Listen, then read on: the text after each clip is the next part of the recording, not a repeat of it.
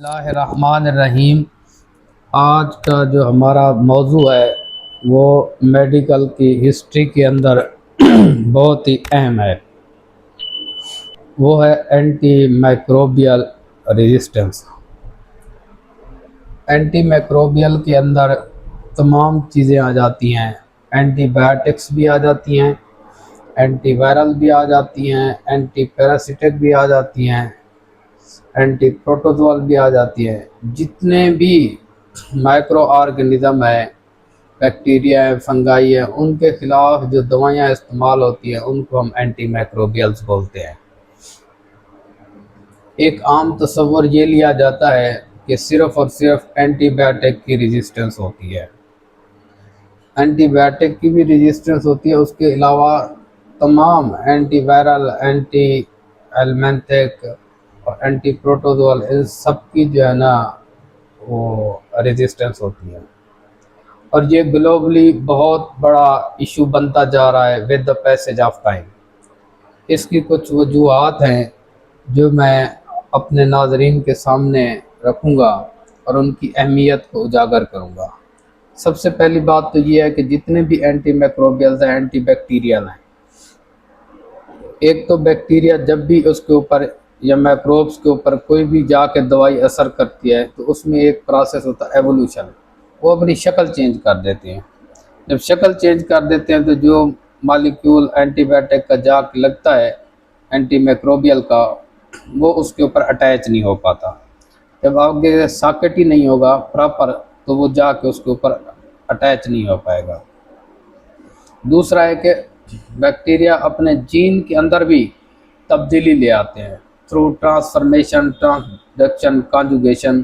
वो अपने अंदर एक तब्दीली ले आते हैं। वो जो दवाई होती है उसको अगर फिर उसका असर उस बैक्टीरिया के ऊपर नहीं होता।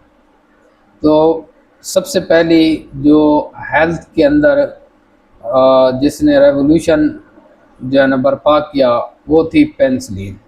पेनिसिलिन फर्स्ट एंटीबायोटिक थी जिसने आके एक रेवोल्यूशन जो है ना पूरी दुनिया में ले आई, तो जिससे इन्फेक्शन का कंट्रोल बहुत जो है ना वो इजी हो गया और कई मिलियन जो है ना वो लाइफ्स बच गई इस एक एंटीबायोटिक के बनने से।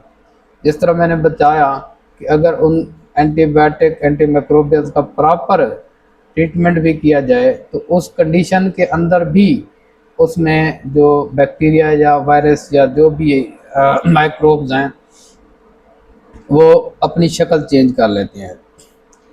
एक और प्रॉब्लम जो जिसकी तरफ मैं आप सब लोगों की तवज्जो मबजूल कराना चाहता हूँ वो ये है कि एंटीबायोटिक का और एंटीवायरल का इतना नहीं जितना एंटीबायोटिक का मिस यूज़ हो रहा है। अब इस मिस यूज़ से प्रॉब्लम ये हो रहा है कि एक तो इसका जो बर्डन है ग्लोबली वो ऑलमोस्ट 1 ट्रिलियन यूएस डॉलर का ग्लोबली जो है ना वो इम्पैक्ट पड़ रहा है एनुअली। इसके अलावा जो है ना जो लो सोशल इकोनॉमिक कंट्रीज़ हैं, जो अंडर डेवलप्ड हैं या डेवलपिंग कंट्रीज़ हैं, उनके अंदर इसकी एंटी माइक्रोबियल रेजिस्टेंस की तादाद बहुत ज़्यादा है। उसकी वजूहात में से एक वजह यह है कि पॉवर्टी, दूसरा है लैक ऑफ एजुकेशन, दूसरा लैक ऑफ कम्युनिकेशन।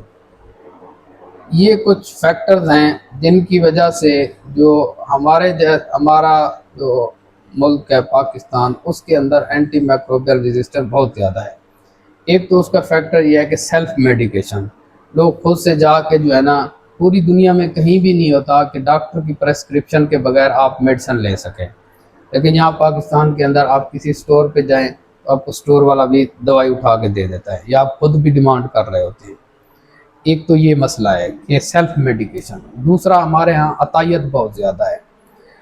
जो क्वैक्स हैं, अनपढ़ लोग हैं, उनके आज जो है ना एंटीबायोटिक आ गए, कभी वो आईएम लगा रहे हैं, आईवी लगा रहे हैं, ओरल दे रहे हैं without knowing the cause, without knowing के ज़रूरत है भी कि नहीं।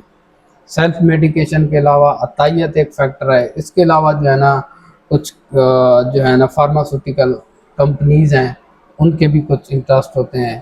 तो इस तरीके से ये कुछ फैक्टर्स हैं जो हमारी सोसाइटी के अंदर एंटी माइक्रोबियल रेजिस्टेंस को जो है ना वो कर रहे हैं। इसके अलावा जो है ना अगर डॉक्टर्स के एंड पे देखा जाए तो हमारे एंड पे ये प्रॉब्लम होता है कि हम उसका प्रॉपरली इन्वेस्टिगेट नहीं करवाते।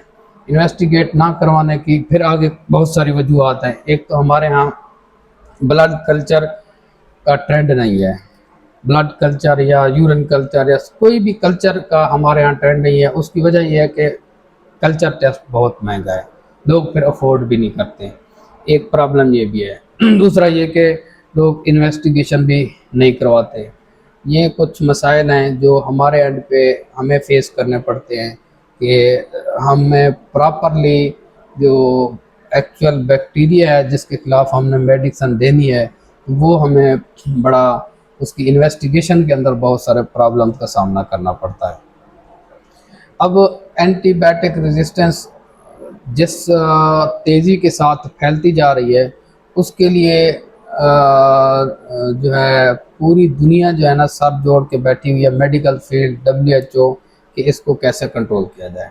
इसके हवाले से कुछ इक़दामात लिए गए जो कि वक्तन फ़वक्तन उस एंटी माइक्रोबियल एंटीबायोटिक रेजिस्टेंस को कंट्रोल करने के लिए हैं। उसमें एक कदम तो ये था कि 2012 के अंदर 2012 के अंदर एक ग्लोबल जो है नेशनल असेंबली के अंदर एक रेजोल्यूशन पास हुई। इसके अलावा global action plan anti microbial resistance के अगेंस्ट 2015 में लिया गया। 2022 के अंदर जो है ना एक और जो है ना प्लान बनाया गया। इसके अलावा जो है वहाँ एक वीक मनाया जाता है एंटी माइक्रोबियल रेजिस्टेंस के अगेंस्ट। एंटी माइक्रोबियल रेजिस्टेंस जो है उसको कंट्रोल करने के लिए वर्ल्ड वाइड एक पूरा हफ्ता मनाया जाता है 18 से 24 नवंबर तक का, ताकि जो एंटी माइक्रोबियल रेजिस्टेंस है उसकी अहमियत को जाना और पहचाना जाए। इसके अलावा जो है क्योंकि एंटीबायोटिक का यूज़ भी बहुत ज़रूरी है, स्पेशली जो कॉम्प्लिकेटेड सर्जरीज होती हैं, जिस तरह सी सेक्शन हो गया या मेजर सर्जरीज और हो गई, हिप रिप्लेसमेंट थेरापी होगी, जितनी भी मेजर सर्जरीज हैं उनके अंदर एंटीबायोटिक देना बहुत ज़रूरी है। अगर खुदा न खास्ता एंटीबायोटिक रेजिस्टेंस होगी तो इनका आउटकम फिर बहुत बुरी तरह से मुतासर होगा। उस पेशेंट की जो रिकवरी है या उसमें कॉम्प्लिकेशन है, जो मॉर्टेलिटी है, मॉर्बिडिटी है, वो बहुत इफ़ेक्ट करेगी। तो पिछले एरा के अंदर जो हमने देखा है, ये पिछले 10-20 साल के अंदर बहुत ज़्यादा एंटी माइक्रोबियल रेजिस्टेंस है। एंटीबायोटिक स्पेशली एंटीबायोटिक्स है उसका मिसयूज़ बहुत ज़्यादा हो रहा है। तो इसका अगर हम खुदा न खास्ता हमने एंटीबायोटिक का जुडिशियस यूज़ ना किया तो खुदा न खास्ता आगे हमें मेडिकल के अंदर हेल्थ रिलेटेड इश्यूज़ के अंदर शायद हमें बहुत ज़्यादा खुदा न खास्ता नुकसान उठाना पड़े। इसलिए अभी हमारे पास टाइम है, एक विंडो पीरियड है, क्योंकि जो मुख्तलिफ स्टडीज़ आ रही हैं वो ये शो कर रही हैं कि 2050 तक 2035 तक जो एंटी माइक्रोबियल रेजिस्टेंस है ये एनुअली बहुत ज़्यादा बढ़ रही है। इवन के 1.5 मिलियन डेथ्स हो रही हैं ड्यू टू एंटीबायोटिक रेजिस्टेंस। और ये एक्सपेक्ट किया जा रहा है, जो पिछला डाटा है अगर उसको कोरिलेट करें और जिस तरीके से एंटीबायोटिक के अंदर रेजिस्टेंस आ रही है तो ये मज़ीद बढ़ने का खदशा है। इस तरह जिस तरह टीबी है, टीबी के अंदर भी अब एक और आ गया terminology, multi drug resistance TB. अब एक एक की बजाय बहुत सारी कंबाइंड ड्रग्स के खिलाफ भी रेजिस्टेंस पैदा होती जा रही है। इस तरह HIV की अगर बात की जाए तो HIV ड्रग रेजिस्टेंस जो है ना वो डेवलप हो गई है। तो इस तरीके से जो है ना ये जितने भी माइक्रोब्स हैं उनके ख़िलाफ़ ये रेजिस्टेंस बढ़ती जा रही है।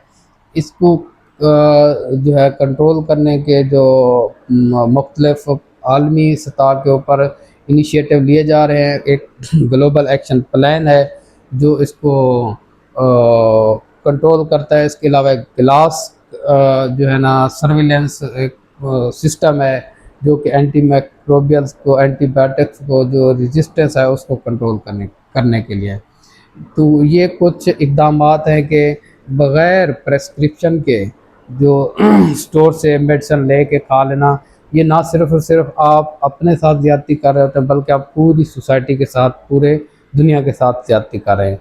क्योंकि एंटी माइक्रोबियल रेजिस्टेंस जो है ना, ये एक ऐसी चीज़ है जो ना, इसकी कोई बाउंड्री नहीं है, ये बाउंड्री लेस है। ये एक मुल्क से दूसरे, दूसरे से तीसरे, अगर खुदा ना खास्ता, और ना सिर्फ ये इंसानों से, बल्कि ये जानवरों और वेक्टर्स से भी जो है ना, ये एक जगह से दूसरी जगह ट्रांसफ़र हो सकती है। इवन कि एनिमल्स के थ्रू, वेक्टर्स के थ्रू, ये एक जगह से रेजिस्टेंस, जो अगर कोई एंटी माइक्रोबियल रेजिस्टेंस बैक्टीरिया कहीं एक जगह पे पाया जाता है, तो ये दूसरी जगह पे ट्रांसफ़र हो सकता है। इसलिए जो हम घर के अंदर जो है ना, हम कुछ कंट्रोल कर सकते हैं, उसमें यह है कि जो बैक्टीरिया की चेन है उसको ब्रेक किया जाए। हैंड वॉशिंग के ऊपर प्रेफर करें, पानी क्लीन सैनिटेशन, क्लीन वाटर का जो है ना, साफ पानी का इस्तेमाल वो बहुत ज़रूरी है। पानी जो है ना एक सोर्स है जो कि बैक्टीरिया को स्प्रेड कर सकता है।